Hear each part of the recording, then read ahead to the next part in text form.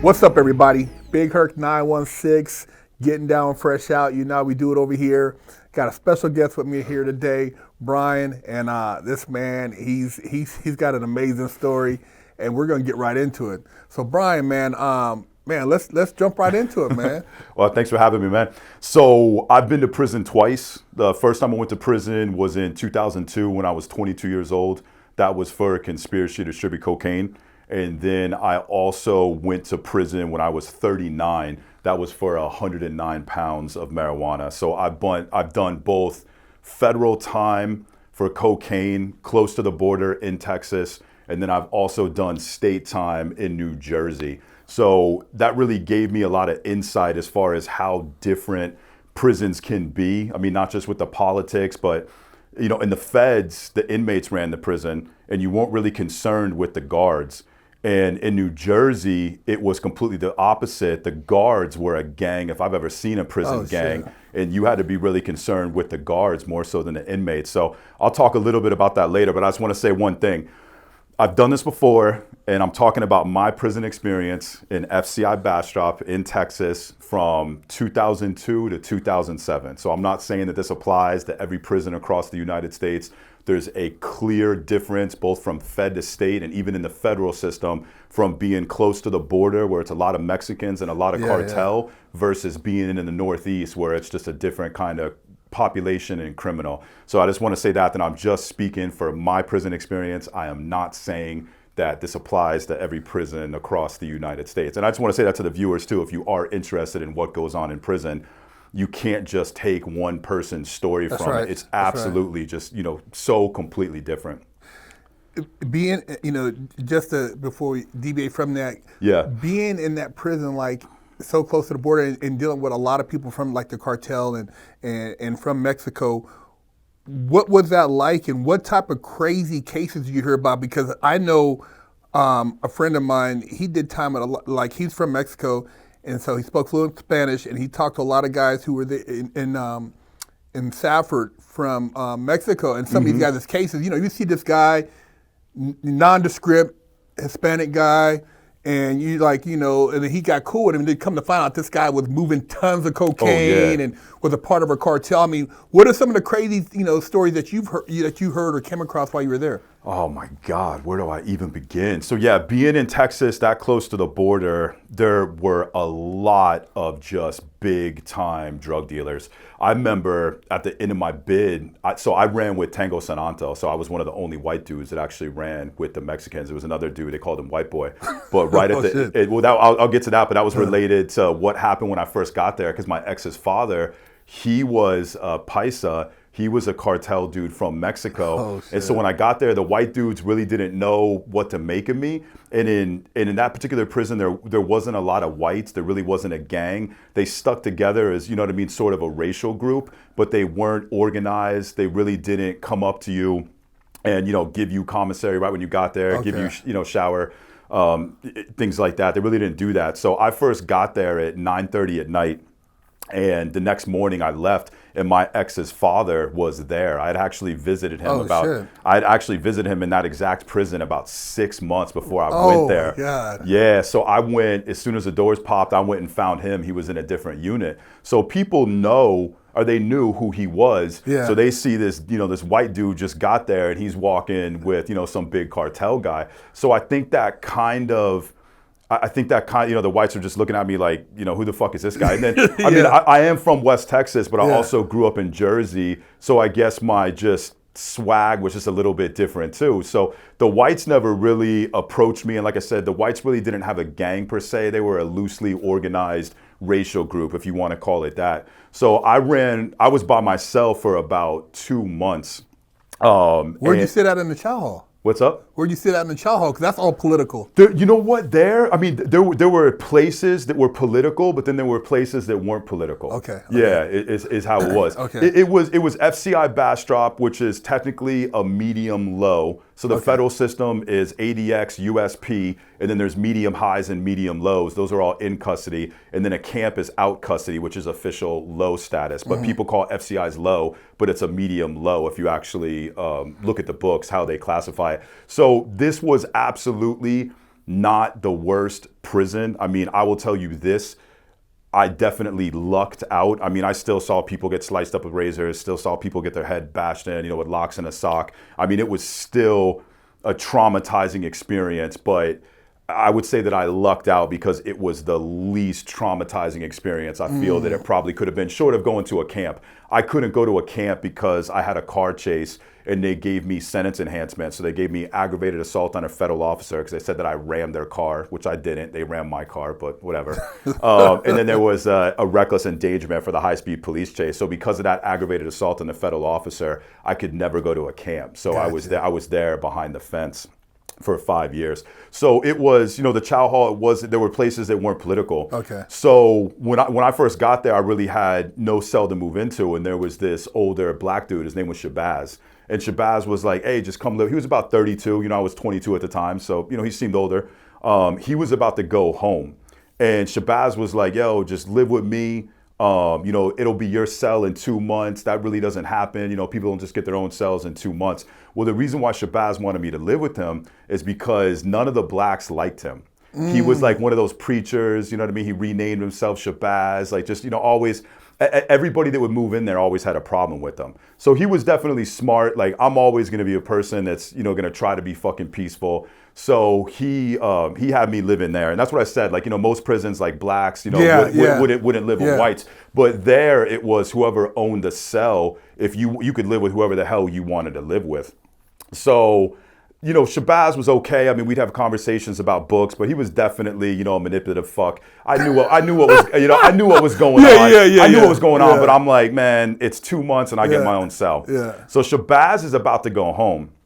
And he went and he was literally putting keys in Juke's back. Like, that's what I'm saying. He was such a manipulative fuck where he was just trying to fuck with me. So he tells me like, oh, Juke said when I leave, he's going to move in. And I looked at him and I said, what? I said, it's not his cell. It's my cell. Like, he's got to come ask me. So, of course, Shabazz goes over there and tells something to Juke. Oh, Juke comes in the cell. And Juke and I were actually cool, man. Like, even after this whole incident, like, we got along immediately. It was just Juke coming in trying to test me. And he tried to tell me, like, I'm moving in the cell. And so I was just like, look, man, if you want to fucking get down, we can get down. But this is my fucking cell. You know what I mean? You're not moving in. And Shabazz, of course, was outside the door kind of watching this. Like I said, just a manipulative fuck. Wow. And so we didn't get in a fight. Juke left. Right after that, Juanillo, the guy who spoke for Tango Sananto, he opened up the door and he was just like, yo, homeboy, he's like, why don't you fucking run with us, man? And I said, I didn't know I could, man. You know what I mean? Like, I'm white. But I mean, I was always hanging out with the Mexicans from San Antonio. He was just like, man, don't worry about it. And so he goes over there, opens up the cell door to where Juke was at. He was like, yo, homeboy, he runs with us, man. And just walked away. And I'll never forget the look on Shabazz's face. He was just like, God damn it. Because he knew, like, he was going home in 2 fucking days. And San Antonio was the biggest fucking group right there. There wasn't a motherfucking thing he could say. He couldn't even say anything to me, you know what I mean, when he came in the cell afterwards. Because if I would have went there and said, yo, Juanillo, he's fucking tripping, it would have been game time. And he wanted to go home. So after that, it was, it's not that the experience was that much different, but it was definitely a lot easier per se. People just didn't fuck with you. The Mexicans ran the prison there in Tango Sananto. Like, that was the biggest group at that particular time. And tangos are different than gangs. You know what I mean? Like, gangs, there's a hierarchy, there's a leader. If they tell you to do something, you have to do it. Tangos, like, we all voted for who we wanted to speak for us. And if we thought someone wasn't doing a good job, you could vote those people down. So it was more of a democracy. Wow, very organized. Yeah. Oh, dude, wow. That is one thing about Mexicans, especially in federal prison with that caliber of inmate. They were very, very organized. And I mean, you could, if you went out and let's say you were on the handball court and you got in a fight with someone, and that dude owed somebody from the Mexican mafia $1,000, they're gonna come to you and be like, yo, you got that dude fucking shipped off now you owe the $1,000. So and of course it didn't happen all the times, but if you had an incident with someone, you had to go to your people first, tell them what it was. Whoever spoke for you or whoever the leader was for you, they would then go and speak to their people, and they would make a decision about who was really in the wrong. And so if someone else was in the wrong, their own people would give them a discipline. And so it was very political. And it did a lot to really curb you know what I mean, a lot of the violence and keep things under check. Because it's like, you know, if you came up and you wronged me, rather than you and I getting into a fight, both of us going to the shoe, I'm going to go tell my people, they're going to talk to your people, and they're going to be like, yo, you know what I mean? Like, very diplomatic. Yeah, hurt fucked up. And that was definitely something that was all about the way that the Mexicans had that prison organized. So, you know, I definitely liked it. I would, if I had to go back, like if I was in a comparison between New Jersey and New Jersey State Prison and federal prison in Texas, I would take that all day long. Even though New Jersey State Prison had no politics, it was just a wild fucking shit show, like no organization. And the thing of it too is, I mean, part of it was, I guess, because it was state, but the other part of it was it's just like a lower level of criminal. You understand what I'm saying? Like in Texas, it was cartel dudes. There was one dude there. He had I believe it was an NHRA professional drag team, and his race car was in the DEA museum. Yeah, what, they took his race car? Oh yeah, they have a DEA museum in Texas where a lot of the things that they confiscate, they put on display. So he had a big rig, he had a drag car. They took all that shit? That's what I'm saying. So I mean, you're talking about millions of dollars into a race team. Yeah, big money. So that's the level of inmate that was there. I remember Big Pops, he had a gambling book in there. And my cellie actually would tally the book for him. There was $240,000 in that book. In the yard? In prison. Literally, guys coming up doing $10,000 bets on games, $5,000 bets on games, $20,000. In prison? In prison. Yep. And if they won or anything like that, Pops had money. He had a bail bonds company in San Antonio. He tried to murder the fucking IRS agent that was investigating him. Gangster, huh? Yeah, he was this old fucking white dude, man. Just like as gangster as they fucking come, man. Try to murder the IRS agent that was investigating Still running shit from in there. You know what? He was running his businesses, but he was one of those people, like he was from San Antonio. He was very close to all of the Mexicans that ran with San Antonio, but he was by himself. Okay. But at the end of my bid, it almost caused a fucking riot. So I'm sitting here thinking, so I got the residential drug abuse treatment program, so I got a year off my sentence. You got to make it through that entire 9 months in order to get that year off your sentence. And so it was probably about a month before the program was over and I was about to go home. And I'm walking early in the morning with my homeboy, Tony. And we look ahead and we see this dude, Jack, getting jumped by 3 Mexican mafia dudes. And there's a whole bunch of people standing around him. We then look over to the corner of our eyes and we see our homeboy, Casper, getting jumped by 2 Mexican mafia dudes. So we're just instantly about to, spring into fucking flight to go help Casper. We didn't even know it, but there was 30 Mexican mafia dudes right there, like watching both of the hits go down. So if we would have ran to help fucking Casper, it would have been on. There would have been 30 dudes on us. So we were literally like, I remember taking the first step to go run over there. And then all of a sudden these guards just came and swarmed around where Casper was, you know what I mean, and broke it up. But we knew something was up. So we run over to our unit. We go and we go find the dude who was speaking for us in our unit. We said, yo, something's just going on. They just fucking jumped Casper. They just jumped fucking Jack too. It was all Mexican mafia dudes. So he was just like, yo, get everyone. So we went all through the unit, got everybody who fucking ran with San Antonio, went to the next unit, went to the next unit, went to the next unit, and then went to the fucking yard. And the Mexican mafia, anytime something like that happened, they would always gather around the volleyball court because they had shanks like buried in the fucking sand. And it's crazy because when that happens on the federal level, the guards just know that they can't do anything. And it's just like they open up the fucking gates. All the guards went into like safety positions. They didn't have towers. They had trucks around back. And so they all get out on the trucks, whip out the fucking cameras, and they're going to start recording it. So before it went down, the dudes who spoke for San Antonio, the dudes who spoke for the Mexican mafia went and fucking talked. And the Mexican mafia dudes were like, yo, this is not our fault. We went and asked Big Rudy, you know what I mean, if it was okay to fucking put the hit on Casper. Because what had happened is Casper and Jack, they were running the whole gambling operation for Big Pops. And the Mexican mafia wanted to tax it. So they went and they told Big Pops, yo, we're fucking taxing this. And Big Pops was just just didn't give a fuck and just said, go fuck yourself. So they were just like, all right, cool. So they went and asked Rudy, and Rudy gave them the okay. So when San Antonio found out about that, they said, you know what, that's fucking Rudy's bad. Because Rudy was kind of in this position where he didn't really speak for us anymore. But the Mexican mafia didn't know that, so that's why they went to him. So he really fucked up because he didn't even speak for San Antonio, but yet he okayed the hit on Casper. So they told the Mexican mafia, we did not fucking okay that.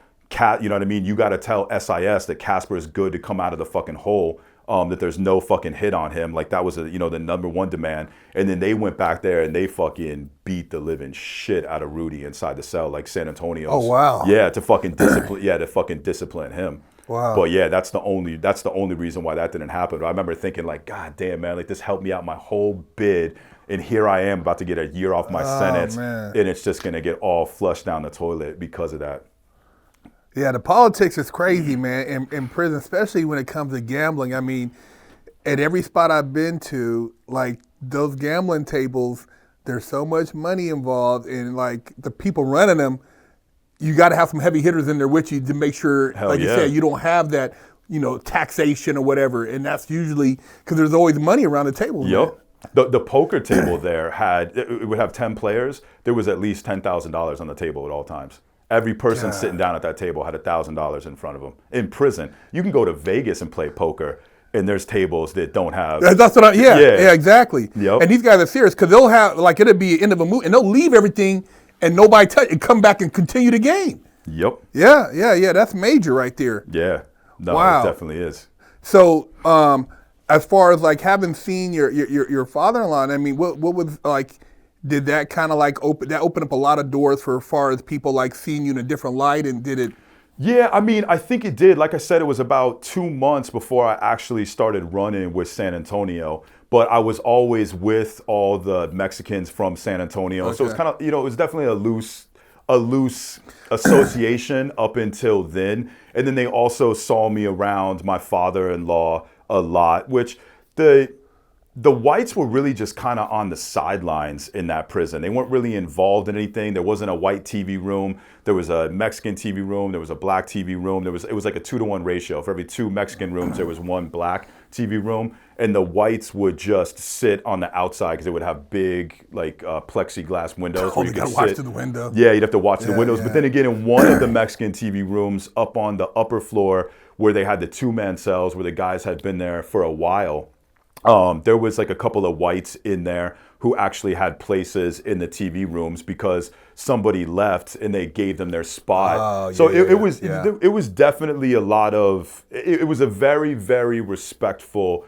prison. If you knew how to just not get yourself into bullshit, you could make it through there safely. But I mean, then again, it's also prison. There were numerous instances where and that to me was, I guess, the part that would upset me the most is I'm not a violent person. I've been in plenty of fights, but I've always defended myself. Yeah. I've never been the type of person to go and just because I'm mad at you, you know what I mean, like knock you out. Like if I'm gonna hit you, it's because I'm trying to, defend myself, something like that. So being in prison and having to go through numerous experiences where you're gathering with your homeboys wondering, like what the fuck is going on? Am I gonna have to fight for my life right now? That was the part that, felt most invasive. Mm-hmm. And I've thought about it a lot because I think about what soldiers go through. And I'm not comparing what I went through in prison to what a soldier goes through. I think what a soldier goes through is, on a whole different level of traumatic and trying. But I would rather go through that because at least I know that if I'm dying on a battlefield, I'm dying for a cause. You know what I mean? I'm dying for my country or something like that. To be in prison and be in a situation where you're thinking, okay, I could die right now. And I could die right now for nothing else other than just the brutal savagery of humanity. That's the part that it just felt so invasive to think like, wow, I could die right now for absolutely nothing because of the, worst that humanity has to offer. So that's the part where I think that if you ever want to see any real progress with the prison system, if you want to see people not come out worse than when they went in, that's the thing that has to be acknowledged, and that's the thing, the social aspect that has to be corrected. Because when you're in prison and you're forced to live in that kind of environment where at any moment things could pop off, at any moment you could be fighting for your life, whatever it is, that kind of stress, that kind of trauma, that's what's leaving you worse off when you leave.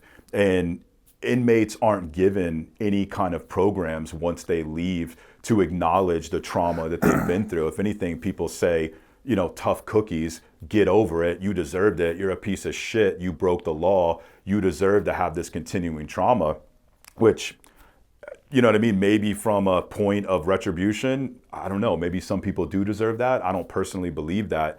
But even if that is the case for some inmates, there's a lot of inmates in there who don't deserve that from a retributive standpoint, and yet they're still dealing with that trauma upon their release, and you can see it. The prefrontal cortex is supposed to be connected to the amygdala. The amygdala is where you process emotion. So any kind of stimulus comes in, first goes through your emotional brain, the amygdala, and then it's fed into the prefrontal cortex, and that's where consciousness is. And so you're supposed to have that connection so that you can process your emotions and be a rational individual. But what happens in traumatic experiences, war, prison, is that that connection between the amygdala and the prefrontal cortex gets cut off. And I would love to see criminological research done that, because you can do MRI scans to see if that connection is still there. Yeah. I would love to see criminological research be done to see how many people leaving prison have post-traumatic stress disorder, to where that connection between their amygdala and their prefrontal cortex isn't there. You know, that's an interesting concept, because I just did a video about that, about one of the most depressing things about prison. And I remember sitting in there, and I didn't know anybody in prison. You know, most people show up in the yard, they got homies, this dude's from their block, this dude's from their town. I didn't know anybody, and so to be all alone, and then I didn't have, like, I wasn't like I was trying to tell people to come visit me, because I put myself there, but I'm like, it's the most depressing thing to feel like you're all alone in the world, and then you're like, if I get into a situation, because I'm a bigger guy, I'm probably gonna get jumped, I'm gonna have to maybe kill somebody, and then this to be my end. And I see guys that were comfortable, and prison to me, I never sat comfortable. I always felt like I didn't belong, and then you start talking to people who are like, man, these dudes is crazy, like this is not my crowd. You know, even though I'm in here, I did something wrong. I paid my retribution, but it's like, for this to be the last hurrah, that was my scariest thing. I didn't want that to be the end, you know? And to think you would die for nothing. If you died in prison, there's no just cause. What did you die for? Yeah. Because somebody wanted to take your commissary? Yeah. Because someone disrespected you and you had to engage with them? Because if you didn't engage with them, then other people would think you were weak, and then it would just cause more drama. That's the part. Yeah, that was horrible, bro. That was the depressing when I used to lay down. I'm like, please, this God, just let me make it through here without having to hurt nobody. Yeah. You know, I wasn't looking for the rep, because, like, for me, I'm like, I want to get back out. But some guys, they didn't have none of, they're like, they don't care. They didn't have, you talk to them, you're like, God, that guy's life is miserable. He was actually cool in there. Yeah. It was a cool break for him. He's like, he wasn't even tripping off it. But for me, every day, I'm like, dude, this is a horrible place. Yeah. You know, so yeah, the mentality is definitely, it's a trip when you start talking to people and you start breaking down just how people perceive prison from their reality. Like you said, your reality compared to the next guy's reality compared to my reality. And some people, they don't like how you just explain that. Most people getting out of prison, they don't even they just, I did the time, and they're right back, just hanging out, and they never really even process any of what they've experienced, because maybe their life has been full of trauma. And that's just a part of the continuing cycle. Well, unless you take active measures to restore that connection between the amygdala and the prefrontal cortex, it won't come back. It can come back, but you have to be proactive with it. So how many probation departments are acknowledging that and saying, okay, as a part of people's release, we're going to put them through some type of therapy that's going to help them with the trauma, and it's going to help restore that connection between the amygdala and the prefrontal cortex. I would bet you that 99% of probation and parole offices across the United States don't even know that, and don't acknowledge it, and aren't giving. And look, I get it. I'm not trying to say that people don't necessarily deserve punishment, although I think the argument can be made that a truly civil and just society doesn't punish for retribution. They punish for things like incapacitation, things of that nature. So the people that are just focusing on the retribution, you have to ask the question, is retribution so valuable that we should continue to pursue it even if it's contributing to recidivism? So ultimately, what is the goal of the criminal justice system? Is it to punish people, or is it to actually stop crime? And a lot of the criminological research says that a lot of the measures that are done in the name of retribution contribute to recidivism. Yeah. Well, it's the whole dehumanizing experience. I mean, when you compare prisons in like Norway, Denmark, and how, it's like you see like how they're treating you. And I just got to talking to Owen. He was saying in Australia they would bring around the different things of the cereal. You pick a cereal out, give you a loaf of bread. Yep. You were like, wow. So you're not becoming a savage like in Lompoc USP. Dude, you had to be a savage. Of course. There's dudes in there like nobody ever paroles from there. Yeah. You've never heard of nobody. And some dudes, you go out and this guy's looking down at you every day. And you're like, God, man, how do I avoid this dude? Because maybe he's mad at you just because his he's got 30 years. Yep. So you talk about a mentality you have to take on to survive among lions and wolves, but you don't want to take it on to the point where you can never get back to your humane side. Like I didn't want to lose myself in there to where I got out and I'd become an animal. And so it was almost a trip when I went from Lompoc to Sheridan, and I got there and they had wood desk. There was like people, they were playing music and they had like a little concert on the, I said, this is like a college campus, but I'm locked up. Yep. So like mentally, I felt like, wow, man, I didn't have to like go around and be aggressive. Like, or feel like I'm on like a defense mechanism all the time because people are more friendly. It's not like that, tension where everybody, you never know a kickoff in the gym or the kickoff on the yard. Yep. So like you're right, man. It's like you gotta, if you want to rehabilitate here, there has to be some investment in somehow not focusing more on the dehumanization, but more or less on making a person feel like they could be a contributor and giving them value, and they can, in turn, take that back to their communities, and it'll reverse a cycle. Where here you get out, big homie was a G in there, now he's passing it on to the other kids, and it just perpetuates that, those feed right back into the system, which our system is based on job security and these guys going back to these prisons. Yeah. So it's not based on this guy getting out and maybe spreading a different message, what I mean? They need to perpetuate that message. Yep. So, our system is all messed up, man. It's garbage, man.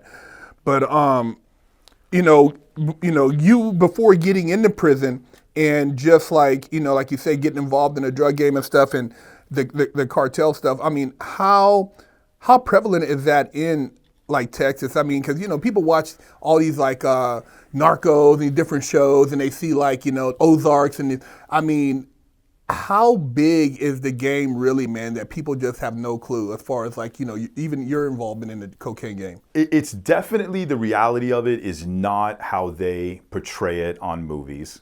It's everything you see on movies is romanticized. And it's sad because a lot of people even talking about the stories now, I feel like they feel the need to romanticize their stories and not tell it in a real fashion. Even the quote cartels, it's a loose organization of people, and at times there'll be more organization, there'll be a clear leader, but if you really understand what's going on in Mexico and what's resulted in all these cartel wars, it's because they actually don't have a lot of organization. So San Antonio, Texas, though, is a city unlike any other city, or at least it was 20-something years ago. And the reason why is that 85% of the trucks that enter the United States enter through Nuevo Laredo, which then goes to San Antonio, Texas. So if you look at the population centers, the vast majority of the population in the United States is all on the East Coast. So if you're smuggling drugs into the United States, do you want to smuggle it over here in California and then you have to drive all the way across the United States? Or do you want to smuggle it over here through Nuevo Laredo, and then you're closer to the eastern seaboard. And then the other thing too is because of the NAFTA agreement, 85% of the trucks entering in the United States were going through Nuevo Laredo.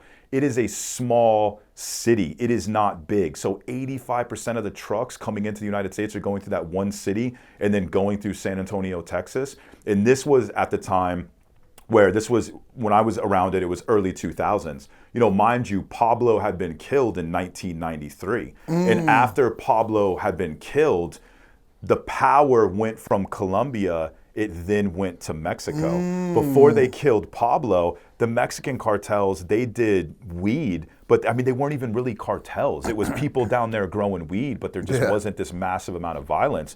But once the power went away from Colombia, it then started to go into Mexico. And at that particular time, because of all the trucks going in through Nuevo Laredo, that was the Gulf Cartel's territory. And what really started all the wars that led to 55,000 people dying in Juarez over the course of 3 years was because the DEA, or the Mexican Federales, whoever you want to say, because I mean, you'll learn tomorrow when you talk to Roger how the DEA will use the Mexican Federales to basically do their black ops works. Wait for tomorrow, man. That's absolutely insane. So whether it was the DEA, whether it was the Federales, it was some type of police organization in Mexico. They killed the leader of the Gulf Cartel. So that created a power struggle. At that time, they were the strongest cartel, and the Zetas were on the border. They were their enforcers, and the Zetas were under the Gulf Cartel. So now you have this power struggle, and there's not, this cohesive leader, and they're fighting amongst themselves. So this is what gives rise to the Sinaloa cartel and the Tijuana cartel. They come together and say, we're going to go take over Nuevo Laredo because that's where all the trucks are coming in. Wow. So the reason why it happened in Juarez is because that was the battle line between the Gulf cartel and the other cartels coming together. So after that, though, the Zetas said, you know what? We don't give a fuck who wins this cartel war. These trafficking routes, this is ours. We don't give a shit. You guys are paying us coming through the fucking border. So now the Zetas are battling the Gulf Cartel, the Sinaloa, they're battling everyone. Damn. So they have to become the most fucking savage group there is. And you look at all like the brutal savagery that happened in those fucking cartel wars, and it was the fucking Zetas. And it's because they were battling everyone. Now, how much involved would you say the American government is in controlling that pipeline of drugs? Because, I mean, there's a lot of... dude, it's got to be... come on now. Look at Rick Ross. Look at the Iran-Contra affair. Look at all of these things that took fucking place. To me, it blows my mind that people could look at the United States government and ultimately what they're doing and still have an ounce of credibility. That's what I mean. When there's all these facts. So me personally, I don't really think anything happens in Mexico without their knowledge or without their knowing.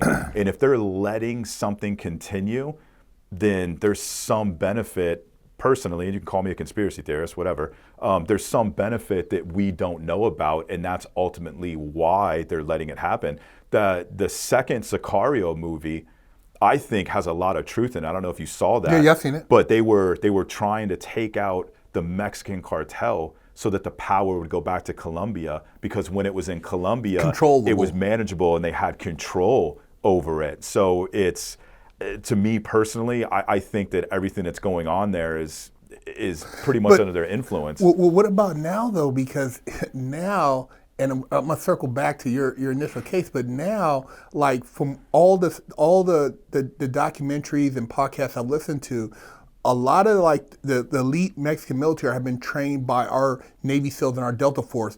But now they're saying, I forgot the name of the cartel, but their top guys are Delta Force and ex-Navy SEALs that have been contracted, kind of like going to Blackwater, and now they're working for the cartels. And dude, these guys got the same, like, literally, you fly in a Black Hawk, they got counter weapons, they can shoot a helicopter out the sky. I mean, these guys they're not like little dude guys running around with cowboy hats on and boots. These guys are highly skilled, highly trained by American special forces. So do you remember when the Russians fought in Afghanistan? Yeah. Do you remember what ended that war?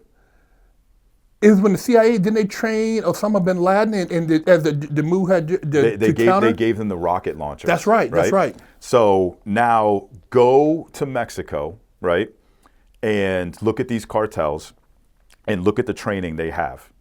That's coming from some government somewhere. So what is one of our biggest enemies right now? What country? China. China. The fentanyl that's coming into the United States, where's it coming from? China. So who do you think's down there really giving them those weapons and giving them those trainings? I think now, and once again, you call me conspiracy theorist, I think now that all the cartel activity that happens in Mexico is an extension of China trying to take us out at our ankles, is what I personally think. No, I totally agree with you, because it's no different than if people study like Cecil Rhodes and the Opium Wars, and how, rather than sacrificing your own people, what you do is you flood a country with drugs, let them consume themselves. And that's why China got so hard on heroin over there, where it's a death penalty, because they seen what it did to their people, and people basically just gave up. Yep. They were all getting high. So if they use that same war tactic in America, we can break you guys down. We don't need to invade you guys. You guys will destroy your own cities, your own communities, and we'll just come in and pick the pieces up economically. Yep. Because now you're so dependent on cleaning up your country that we can offer you deals, and you guys will bow down to us. And we don't want to destroy the stuff. We want to take all your resources. Yeah. So people thinking, oh my God, they're going to invade. No, they don't need to. Yeah. Just flood the country with fentanyl. Yep. And it's the same shit. Yep. Well, they don't want to destroy us. They want to control us. Yeah, they want it intact. You want to be able to come in and buy the property up. They don't want blowing up craters of nuclear. Yeah. They want to be able to come here and basically take the fertile resources and cultivate with their own people, and Yeah. So I look at it the same way. When you study the art of war and just like how you really take over your enemy. Yeah. Well, and I think it also. It makes another valuable point that kind of goes back to the reference to the Sicario movie. Every time the DEA or the United States government does something where they think they're going to have a major breakthrough in the war on drugs, things get worse. I don't know if you've seen the documentary of the old head of the DEA, but Pablo used to make all of his cocaine in one manufacturing facility in Colombia. And they traced the precursors back to it. They were able to locate it, and they blew it up. So they were all patting each other, on the back, and they made a statement. They released a statement to all of the police departments across the United States, and they said, "Hey, we can't tell you exactly what happened, but we just had a major breakthrough. Cocaine's about to dry up. It's going to slowly get less pure. It's going to get more expensive, and it's not going to be as available." So the head of the DEA at the time, he said 3 months later, when he saw the exact opposite happen, he said that's when he said, "Okay, enough is enough. This is never going to work." And 3 months after that happened, cocaine got cheaper, cocaine got purer, and cocaine got more readily available. Because Pablo said, "You guys got me. I had all my eggs in one basket. So rather than have one main production facility, I'm going to have three. And rather than just pump this much cocaine, I'm going to pump 3 times as much cocaine into the United States." So the lesson is there. If there's a will, there's a way. There's always going to be drugs. The same thing happened with methamphetamine production in the United States. Methamphetamine was getting out of control. And so the DEA said, we have to take this out. We're going to eliminate all U.S.-based methamphetamine production, because it was something like 90% of the meth that was being used was coming from U.S.-based production. And guess what? They did it. And what happened? Meth got cheaper, more readily available, and purer, because the Mexican cartels recognized the opportunity and they created these giant pharmaceutical grade production facilities down there. So it's the same thing with the cartels in all of these wars. It weakened them to where they then became susceptible to outside influence. Because before, like when 9/11 happened, they thought that, terrorists would try to enter in through the southern border. But the intelligence, what was coming is that even though the Mexicans, the cartels down there, were still trying to get drugs into the United States, they still loved the United States. And if any terrorists tried to come through Mexico, they would kill them. So it was, there was still like some kind of loyalty to them.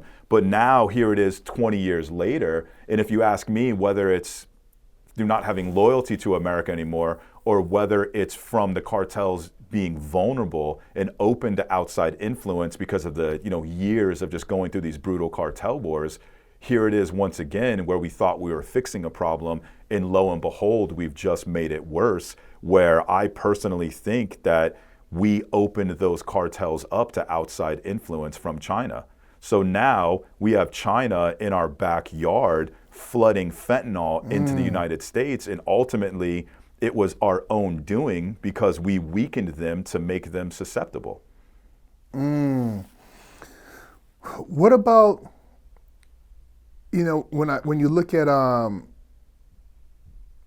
in a whole say it like in Mexico, like okay, under Fox, you had certain cartels that were in good standing. So literally they would have their own towns, and these guys have strongholds in certain areas. Like people think, the Tijuana border, in order to get these guys, you got to go thousands of miles in. These guys aren't just hanging out. Like the real guys, from what I've heard and studied, they're in strongholds, bro, that are protected. You can't even, of course. It's not like you can get there with one helicopter flight. You'd have to fly like a fighter jet in there to get to them, because they're so far from the border, and they're insulated. And so when you got that going on, right, when you talk about like the amount of money, not just in America, but now in Europe, because I've seen Europe's blew up, like the Turkish mob, all these different people that are moving drugs into Europe. I mean, the cartel they're making a shit ton of money over in Europe. Not even, a lot of money, because there's no production, and it's way over there, so the price of a kilo, whatever, is quadruple. So now when you take all that in consideration and all the money, and literally guys running around with armored vehicles, 50 cals, in Mexico, the government literally in bed with these people, how did they ever plan to eradicate that? They would literally have to sit at a table rather than trying to kill these, make a truce and try to get them to push China back out in order to make it fair. Because if you go in there like guns blazing, dude, you're not gonna be able to do anything. Yeah. Because these guys, they're so evolved now with technology, counter surveillance, drones, China's technology. They got submarines. You would have to make it favorable for them to be like, look, let's try to do something fair, so that way we can continue to make money, but it's not going to offend you guys, and we'll kick these guys back out. As long as there's a demand, there will always be That's a what I'm supply. saying. You can't. How are you going to stop it? You can't. You absolutely can't. And that comes up to a distinction between power and force. So you can never force someone to stop using drugs. You just can't do it. Force is the use of punishment, the use of rational choice theory to try to say, hey, because of this punishment, the consequences will outweigh the benefit. And when you look at the criminological research, when it comes to not just drug use, but all crime, it just doesn't add up. And the laws have very, very low deterrent value to them. And so it just doesn't make sense that we have this criminological research out there that proves beyond the shadow of a doubt that these laws really aren't deterring anything. And yet America is addicted to drugs, but they're also addicted to the use of force and the war on drugs. And if you look at both sides, it's here's a drug user who's continuing to use drugs. They know the negative consequences, but yet because of their addiction, they cannot say no, even when they know it's futile. And you look at our approach to the war on drugs, and we are just as addicted to it. There's too much evidence right now that proves the war on drugs, the emphasis on using force to end drugs, will never work, and yet we are addicted to it. We continue even though it's never produced any fruitful results. Power is something that if you look at when people really stop using drugs and they change their lives, not just with drug use, but anything, the addiction no longer has the value anymore. They realize that the addiction was just a Band-Aid to try to cover up some wounds or whatever it is. And they've been changed where they have a new perspective, and now they have meaning, the pain's gone away, the trauma's gone away, and they willingly pursue something else. There's no emphasis on that at all when it comes to how we're trying to stop drugs. We can sit there and say, oh, well, there's rehabilitation programs, and it doesn't really work. Well, when you actually go into prisons and you see what those rehabilitation programs are, it's a bunch of bureaucrats who don't give a shit about their job and don't give a shit about the people that they're actually in charge of. So I think that's the biggest discrepancy that people need to really understand as the difference between power and force, in that if all we do is focus on force, we're going to make the problem worse. We're going to lead to situations where 55,000 people die in 3 years. We're going to lead to the situations where now you have this criminal organization that's susceptible to outside influence from a foreign government. You have to be able to take away the profit in order to really make those organizations go away. What happened for the past 4 years with the border being open, not a lot of people know this because not a lot of people live in Texas or live on the border, but the cartels loved that border being open, being open. They were making so much money because think about it. If I'm trying to get drugs into the United States, right, I have to try to avoid detection.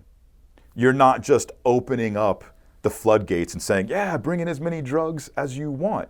So there's losses. You have to try to avoid detection. Well, if the border's open, why do I want to try to get keys into the United States when there's all these people that are showing up to the border that want to get in the United States, and I'm saying this is my territory. If you want to go past this line, you pay me $10,000. And so the border being open just created this whole other source of revenue for the cartels, and they loved it. Human trafficking. Yeah, human trafficking, because imagine if you were on the border and you didn't even have to go get the keys. The keys were coming to you, and then the United States was saying, yeah, give us all the keys you want, and the keys are going to bring $10,000 with them to put it in your pocket. You'd be sitting there like, this is the greatest situation. This is the greatest situation in the world, and it was, and it absolutely. I mean, the stories of what happened down on the border from the human trafficking, I mean, they are just, it's heartbreaking. It created a humanitarian crisis. And it's just, you know what I mean, for what? And all it did was give more power or more force and more money to the cartels. And once again, here it is, these asinine criminal justice policies to where it's this knee-jerk reaction, and there's no real thought about what the real consequences are and how the lives of people are being, affected. So when you were involved with your ex and you were involved in the cocaine game, I mean, the cartels, what was it like back then? I mean, that led up to you getting arrested. I mean, how? So I was born in West Texas. When I was 10, we went to Jersey. And my father was a pastor growing up. I grew up, I mean, literally cattle, cowboy boots, guns, all those kinds of, and my father was a pastor. Yeah. So we lived in a small town in West Texas. I had, social status. I had clout. The prettiest girl in the grade was my girlfriend. I felt like I was special. Yeah. And we get to New Jersey, and it was the first time in my life that I ever felt inferior. And it wasn't because the kids were tougher than me, smarter than me, anything. They had money and my family didn't have money. So I, at a very young age, became insecure all because of money and thought that how much you possessed in life is what defined you, is what gave you value. And so we were in Jersey. I started smoking weed when I was in high school. I wasn't scared to go into Harlem and all these bad neighborhoods back in New York back in the day. What I found out is that if you went to certain spots, they wanted all the Jersey kids to come in and buy as much weed as possible because they were making money. Yeah. And so you could literally be walking on the block. There was this one dude, Magic Mystic. He was up, it's been a long time, 125th and Edgecombe, I think is what it was. You would go up there and you would have to park your car a couple blocks away from a spot, and you'd be walking back to the car, and people might come up to you, like run your pockets, and all of a sudden there'd be a dude in the doorway to pop up, and they'd be like, yo, those are Mystics customers, and they'd be like, all right, cool. So he legitimately had like a good operation. So, I mean, whatever, it was still Harlem back in the day, like that shit was still crazy. I'm not saying it was tame, but at least, you know what I mean, like you felt more protected. So I would go in there, buy weed, you could get a dime bag, bring it to Jersey, and sell it for $20. So I started doing that in high school. Went to San Antonio when I was 18, and I remember at the time a pound of swag in Jersey was going for $1,200. Everybody and their mother had a connection to get pounds. Like, you want 1,000 pounds of weed? Cool. They could make a fucking phone call and have 1,000 pounds of weed, and it was going anywhere from $300, $350 a pound. Wow. And you heard about it on the border. On the other side of the secondary checkpoints, it was going for $50 a pound. So I'm down there at 18 years old, just dollar signs are going off. It took me I think I was down there like 3 months. I called up my old boy in Jersey, who was my old dealer. We became friends. And I told him, I was like, dude, you get a pound down here that's fire for $350. And he's just like, let's do something. So that was the first time that I started sending things out of state. And this is how I tell things.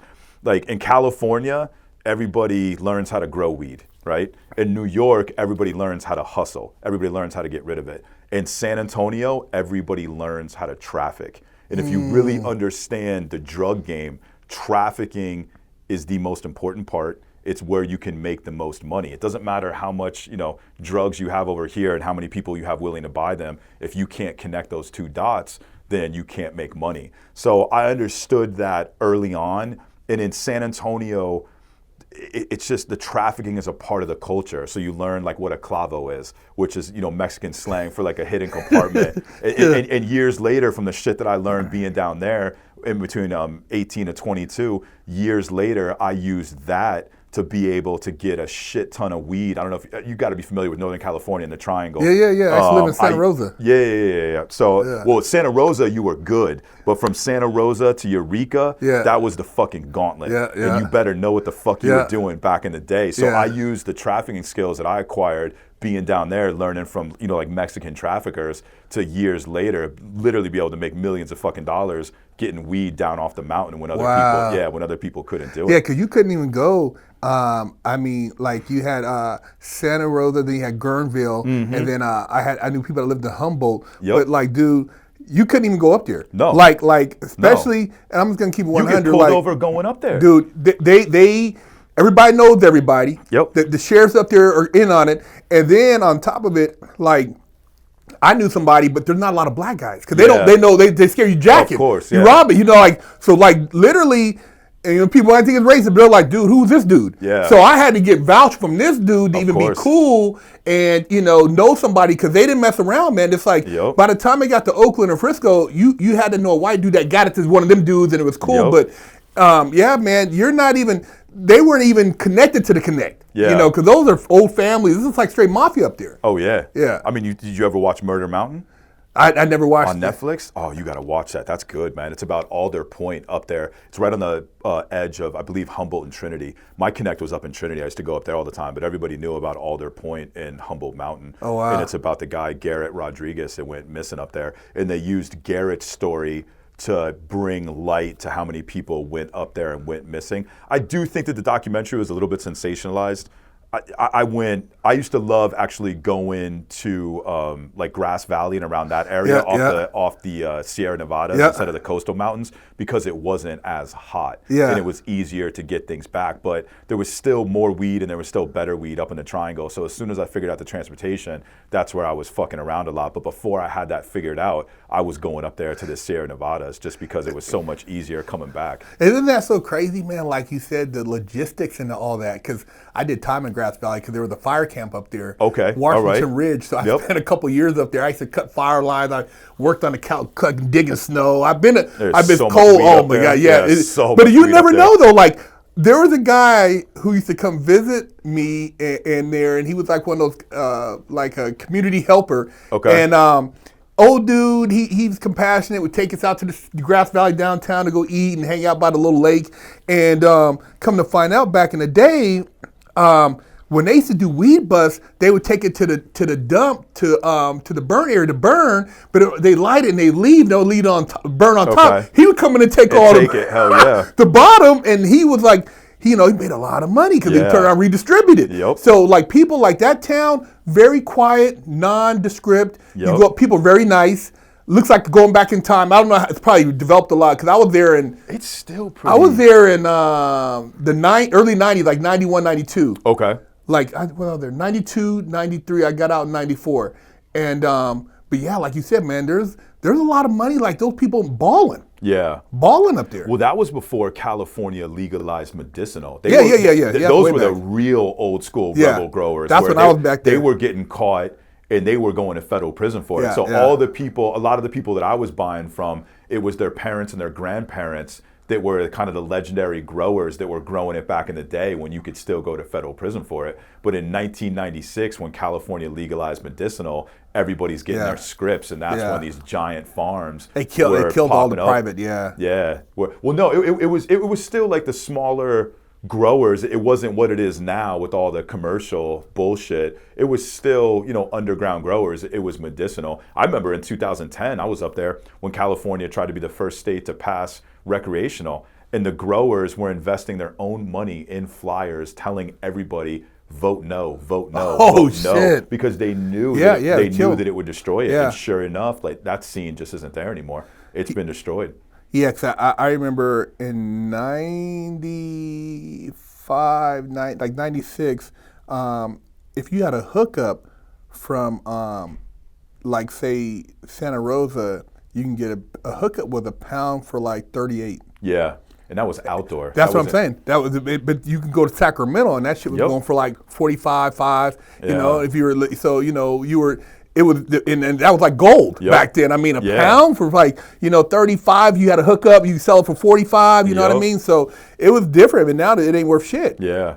When I started doing it, outdoor was going for about $2,000. Wow. And you could bring it to Texas, New York. I don't give a shit if you showed up with 1,000 pounds. You could sit there and sell 100 packs wholesale for $4,000, and people were just eating it up like fucking candy. So there was millionaires that were made overnight. You're investing $200,000, you're going right to Texas. You're getting $400,000. You're coming back, taking the $400,000, going back and getting $800,000. It stacks up very quickly.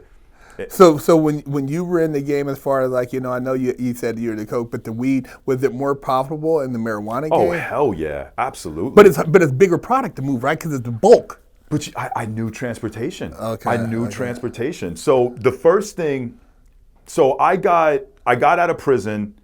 I didn't want to go back. When I went to prison at 22, I was on the dean's list. I had a year to go before I went to law school. Oh wow. Yeah. You were gonna go to law school? I was gonna go to law school. Yeah, absolutely. I was on the dean's list. I mean, I had a year to go. Damn. I remember sitting in the back of the cop car and just thinking, like, it was Texas. Like I just got caught with a key. I knew I was going to prison.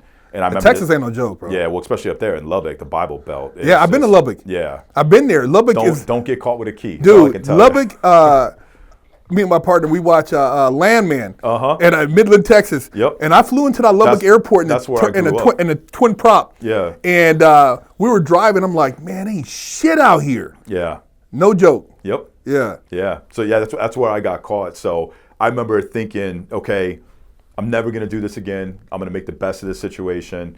And I mean, I was in prison. I read and I read and I read and I read and I read. My college professors, because I was a criminal justice major, pre-law, whatever you want to call it, they came to see me. I corresponded with Dr. Allison Liebling. She was the head of the Cambridge criminological department. I did like criminological research on prison gangs while I was in there. Could have gotten it published. I wanted to go to graduate school when I got out and get a PhD in criminology. So I got out of prison, made the president's list, straight A's, working a really good job. And I didn't want to go to graduate school right away because I thought about it, 3 to 4 years of getting a master's and a PhD. I felt like I went in at 22, you know what I mean? I just did 5 years. So I just was like, you know what? I'm going to hang out for a couple years, kind of live my life. And, I'll go to graduate school when I'm 30. So I went to California to visit my sister for my birthday. Absolutely loved it. Went back. This is before San Francisco was the fucking shithole that it is now. I grew up there. I used to live there. It used to be an amazing city. It used to be an amazing city. Yeah, dude, I had the best times there. Yeah, it was perfectly permissive. It wasn't, too strict, but there wasn't people using heroin. And there wasn't human shit on the sidewalk. Yeah, it's sad how they fucked that city up. But I went there, went back to Texas and said, okay, I have to go live there. So I went there.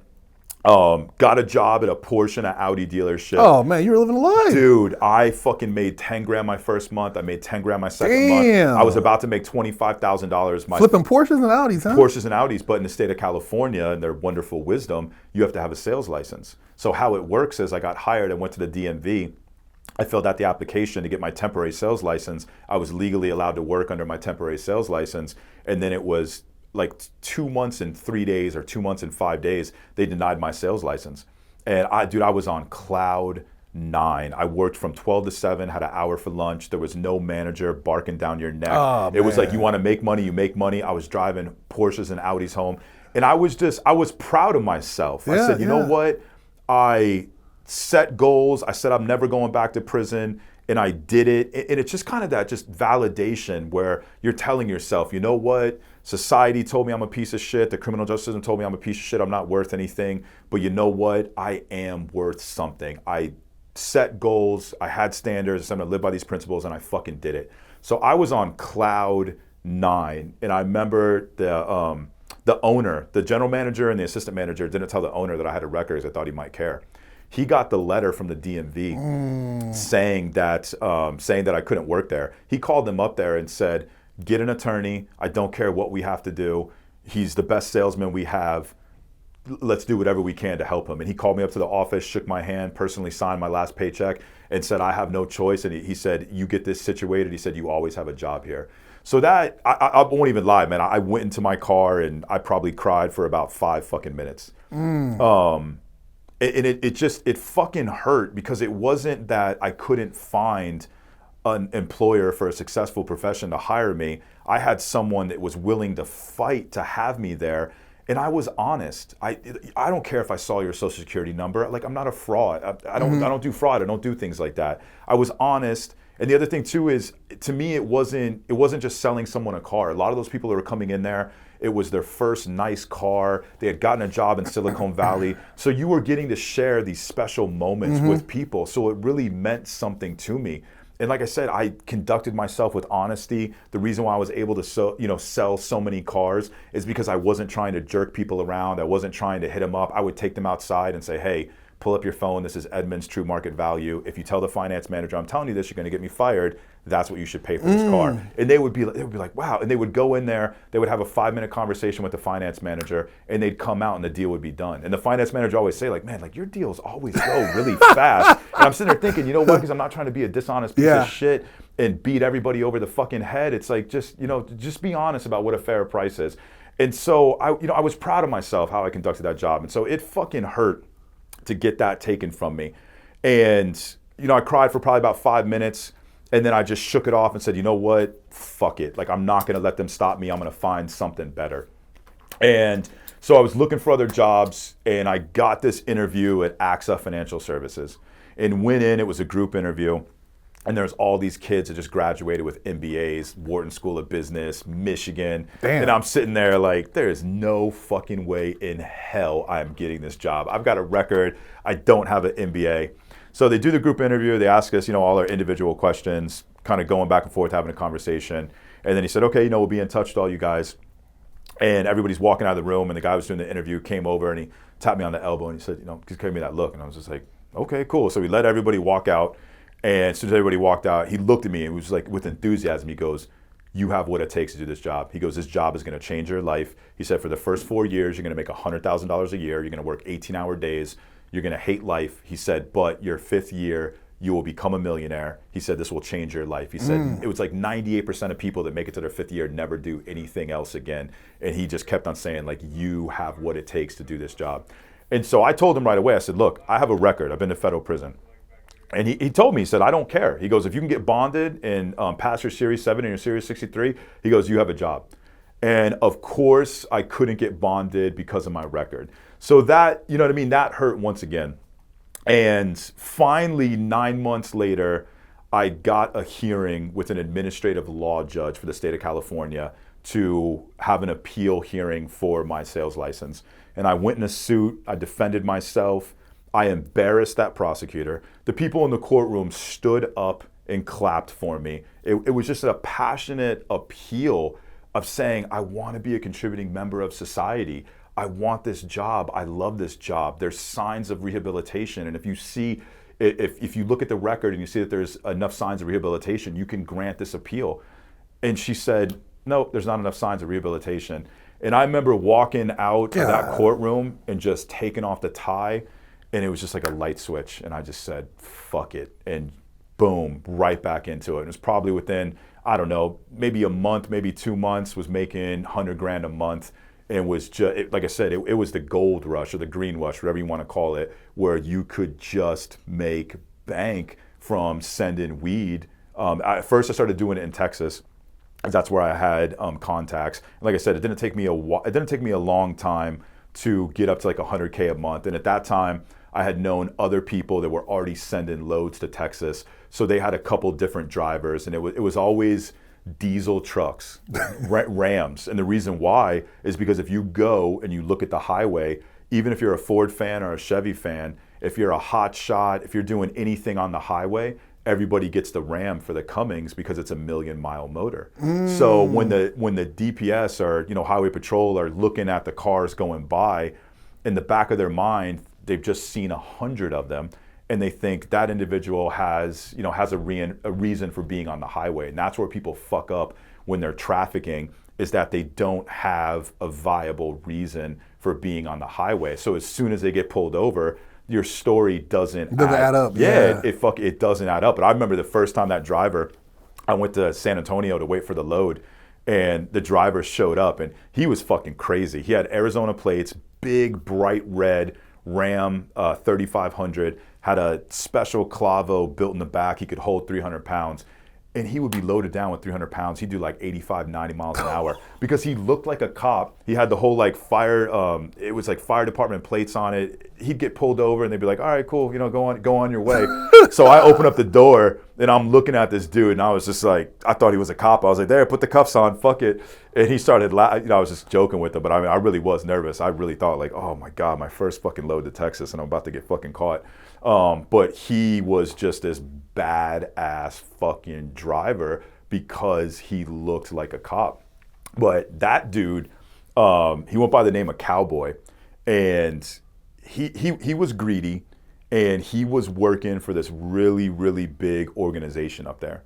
And it was something maybe like $500,000 that he was supposed to bring back to California. And it was right north of Grass Valley. I think San Juan is where it was. That's where that like whole organization was. So this dude goes missing for maybe like a week, and they're thinking like, something bad happened. Well, he left $500,000 in the back of his truck, and the truck had to get fixed. The mechanic shop saw it, sees the $500,000, calls the police. They see that, because I mean, you're close to the border. You're not thinking it's weed from California. They thought it was, something coming from Mexico. So the DEA immediately got involved. So the DEA immediately gets involved. They send him up there. He drops the money off at the house where all the weed was, and they were making oil.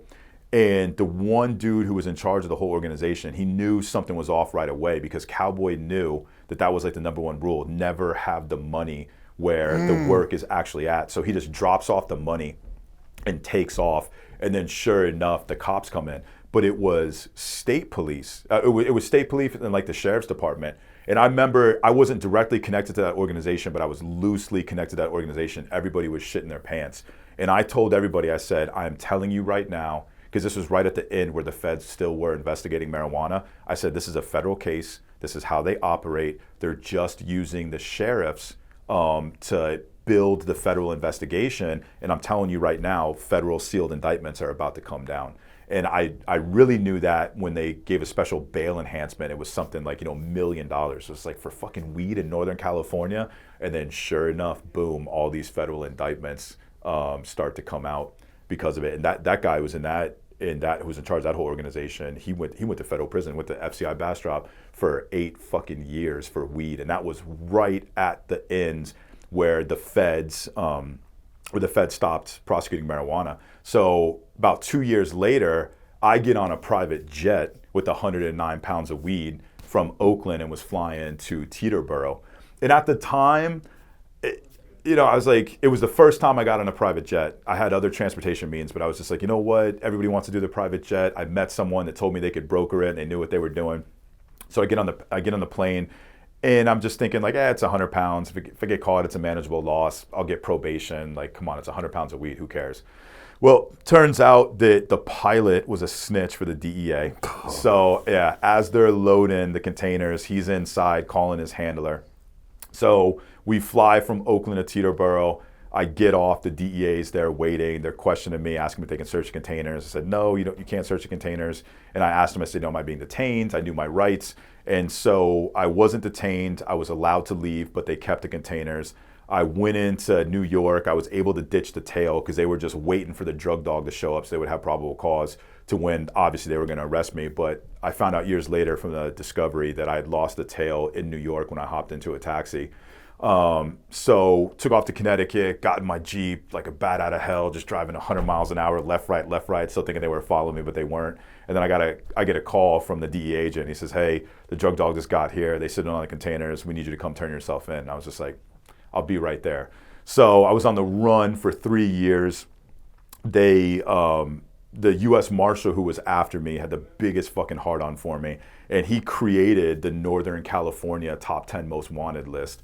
so that I could be on it. He would have more agents and more funds to try to find me. And I remember having numerous friends tell me like, oh yeah, I was, this was years later when I got back. I had a few friends, and I had one guy I was actually working with while he was out there. It didn't happen, but they were all telling me stories about, seeing my face on a billboard. My one friend, she told me she was driving through downtown Oakland, and she was there with her dad, and she was talking, and she kind of looks up on the billboard, and there's, my fucking face, Northern California's top 10 most wanted, and she just froze, and her dad was looking at her like, are you okay? And she was like, I'm fine. She told me about that years later. But yeah, so I was on the run for 3 years. They finally caught up with me in Colorado.